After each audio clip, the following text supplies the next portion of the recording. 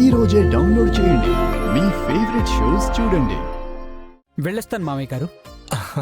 లే బాబులే, నేను ముహూర్తాలు పెట్టించి మీకు కబురు పెడతాను. అలాగే మామయ్య గారు. కొంచెం దగ్గరలో ఉన్న ముహూర్తం పెట్టండి. మళ్ళీ తర్వాత మూడం వస్తుంది అంటున్నారు.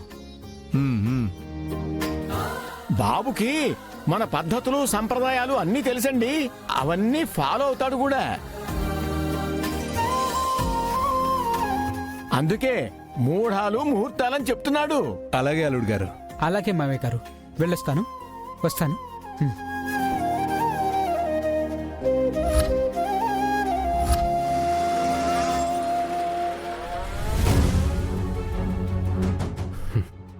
లక్ష్మి ఎక్కడికి వెళ్ళింది?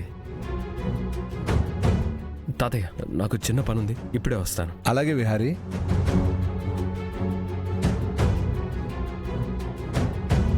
అయ్యా, ఇక మరి నేను సెలవు తీసుకోనా? అలాగే. మంచిదండి.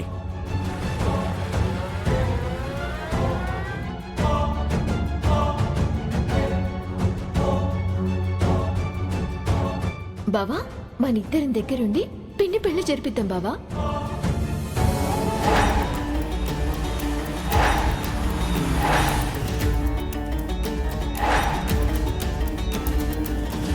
నువ్వు నాతో రా లక్ష్మి.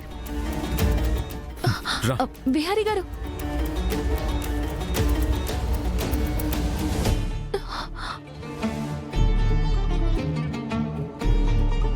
ఎందుకు విహారీ గారు ఇక్కడికి తీసుకొచ్చారు?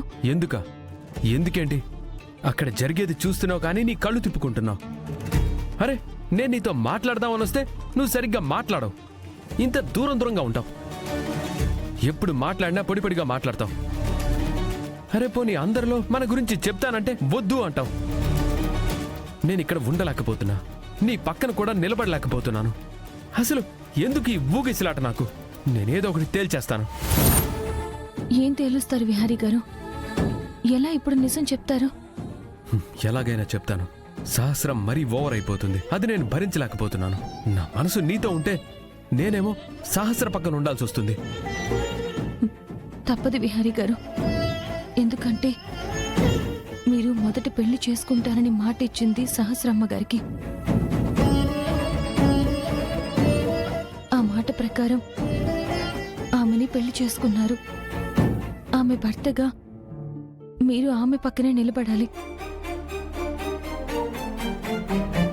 మనసులో లేని మనిషి పక్కన శిలలా నించోమంటావా కనకం? నీకు అర్థం కావట్లేదు. నేను మనసుని రాయి చేసుకుని సహస్రతో ఉండలేక మనసులో ఉన్న నీ కోసం, నీ ప్రేమ కోసం పరితపిస్తూ మీ ఇద్దరి మధ్యలో నేనెంత నలిగిపోతున్నానో నాకు తెలుసు కనకం. నువ్వేమో నీలో ప్రేమ దాచుకుంటావు, నా మీద ఇష్టాన్ని అణుచుకొని అభిమానం అని చెప్తావు. బిహారీ గారు, మీరు అనుకున్నట్లు మీ పైన నాకు ఏమీ లేదు. మీరు సహస్రమ్మ గారిని పెళ్లి చేసుకున్నారు. పెళ్లి చేసుకున్న సహస్రమ్మ దగ్గరికి వెళ్ళి నీకంటే ముందే నేను ఒకరిని పెళ్లి చేసుకున్నాను అని ఎలా చెప్తారు? అది కరెక్ట్ కాదు. అందుకే మన పెళ్లిని, మన బంధాన్ని మీరు మర్చిపోండి. ఏంటి మర్చిపోవాలా? నిన్ను మర్చిపోవడం అంటే నన్ను నేను మర్చిపోవడమే. బిహారీ గారు, మీరలా మాట్లాడకండి.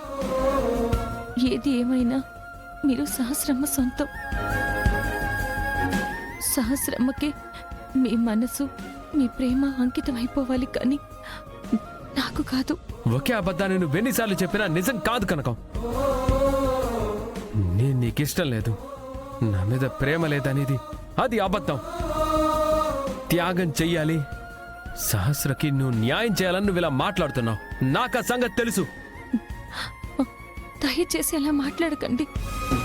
మీరు సహస్రమ్మ గారు భార్యాభర్తలు, ఇదే నిజం. మిగిలినవన్నీ అబద్ధం. కాదు, నేను సహస్ర ఎప్పటికీ భార్యాభర్తలం కాదు. ఎందుకు కారు విహారీ గారు? మీరు సహస్రమ్మ మెళ్ళ తాళి కట్టారు. ఆమె మెళ్ళలో మీరు 3 ముళ్ళు వేశారు. లేదు, నేను సహస్రం మెడలో 3 ముళ్ళు వేయలేదు.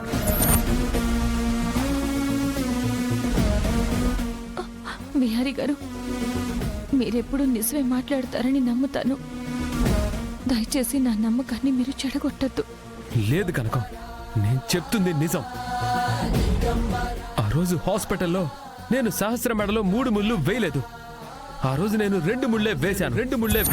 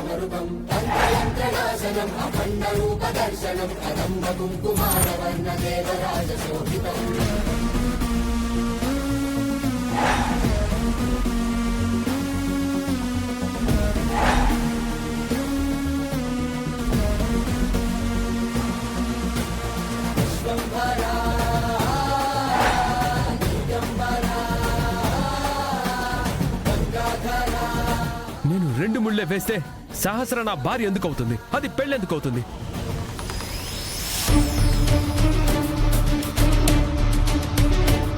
తను నన్ను మోసం చేసి నాతో తాళి కట్టించుకోవాలని చూసింది. నాకు ఆ టైంకి దేవుడు ఆ ఆలోచన ఎలా ఇచ్చాడో తెలీదు. నేను 2 ముళ్ళే వేశాను.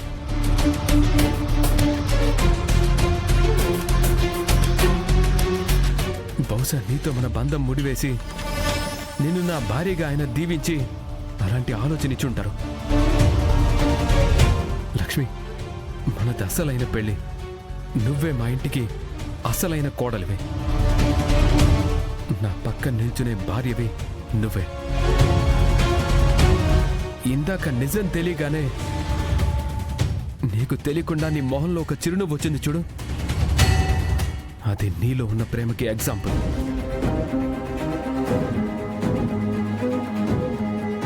విహారీ గారు, అవన్నీ వదిలేయండి. నీకింత చెప్పినా కూడా అర్థం కావట్లేదా? విహారీ గారు, నాకు అర్థం కావాల్సింది, మీరు అర్థం చేసుకోవాల్సింది ఏంటంటే, సహస్రమ్మ మెళ్ళు మీరు ఎన్ని ముళ్ళు వేసినా, మీ మధ్య జరిగింది పెళ్లి కాకపోయినా, సహస్రమ్మ ఇప్పుడు గర్భవతి.